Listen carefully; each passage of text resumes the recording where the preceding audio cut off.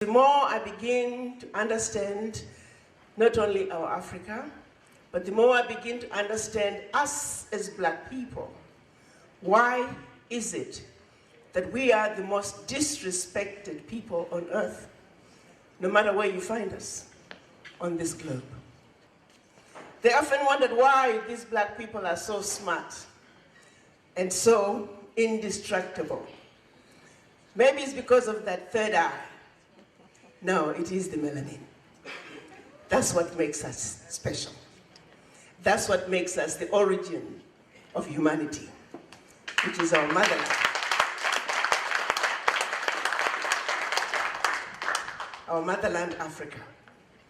The continent with everything and anything the world needs. The continent that everybody is going to for their needs. But the continent that we, the children of Africa, are busy running away from. That keeps me up every night. The more I try to dig deeper in understanding as to why Africa is where Africa is today, I couldn't help but find myself repeatedly going back to the beginning to say, how did we end up where we are as Africans? How did we get here? Not only as Black people, but as Africans. The colonizers started coming to Africa, starting with the Portuguese, followed with slavery.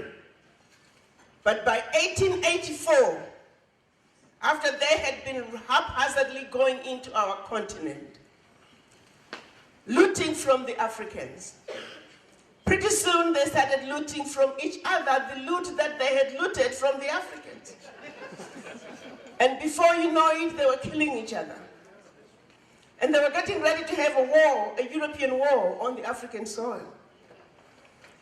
So Bismarck, the Chancellor of Germany at that time, called his sidekick Leopold, King Leopold of Belgium, said, listen, we got a problem.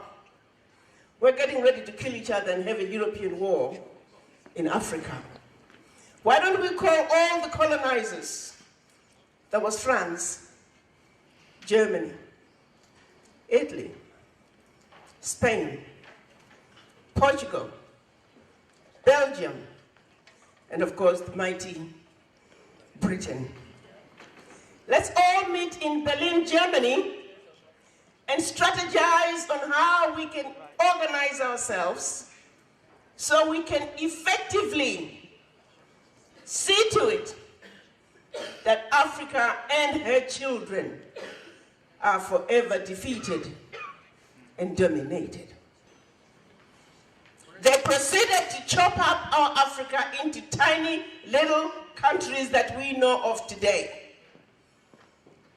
Economies that are designed to see to it that they will never make it on their own. And in the event those small economies do make it, they're easy to destabilize. Who, in their right mind, puts a country together like Gambia, Burundi, Togo, Djibouti, Lesotho, Swaziland, and many, if not all, African countries? Each one of them was given the same sovereignty as China, as India. If this world was to be a boxing game, you see, in boxing, they understand that heavyweights belong in the heavyweight boxing ring, middleweights in the middleweights, lightweights and wannabes in their rings. Wannabes are way out there. You don't take a wannabe boxer and throw them in the same ring with the heavyweight.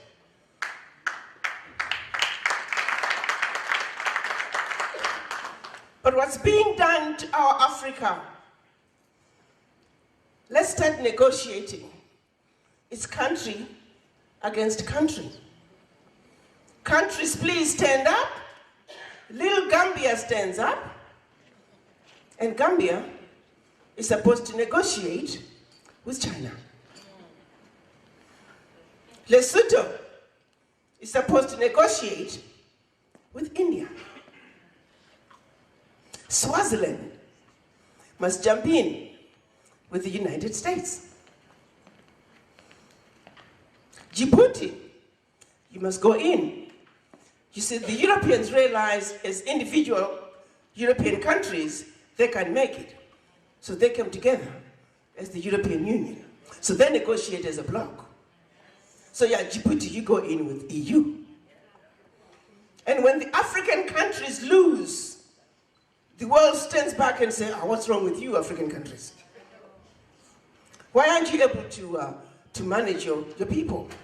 How can that be? Where is the parity? African countries are wannabe boxers who are constantly being thrown into the heavyweight boxing ring, and we are getting our rear ends kicked day in and day out.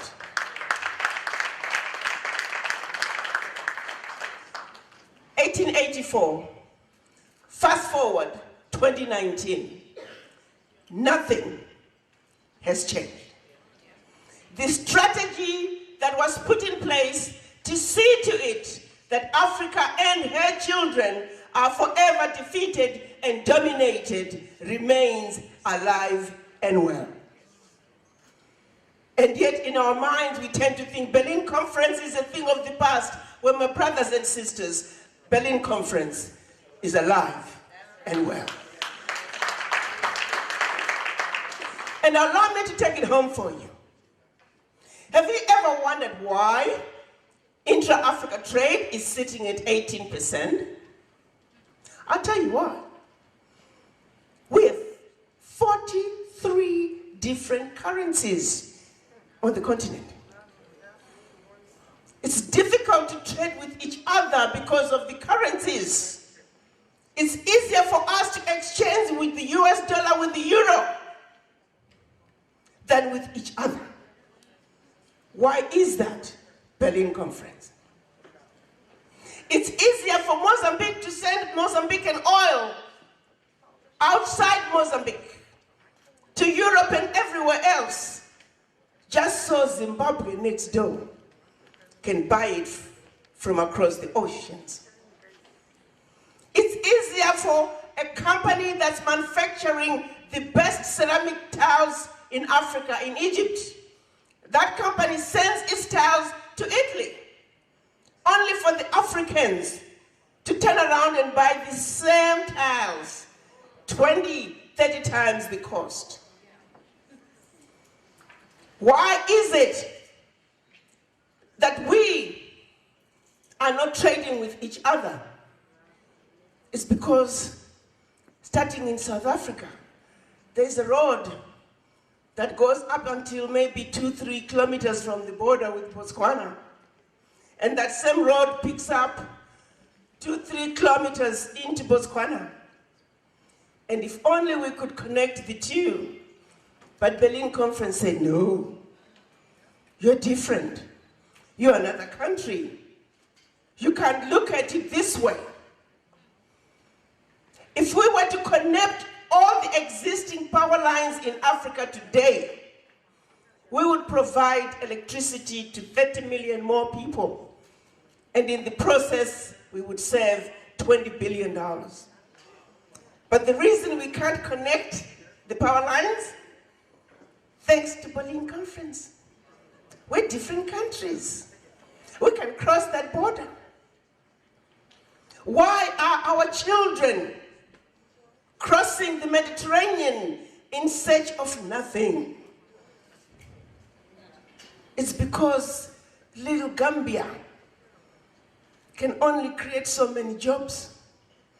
And a young man in Gambia, which is surrounded by Senegal, cannot go to Senegal and look for a job.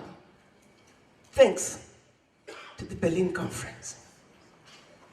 Question then becomes, if you look at all the issues we're dealing with today in Africa, one by one, every one of them relates back to the Berlin Conference and our inability to work together as one continent, one Africa, speaking with one voice.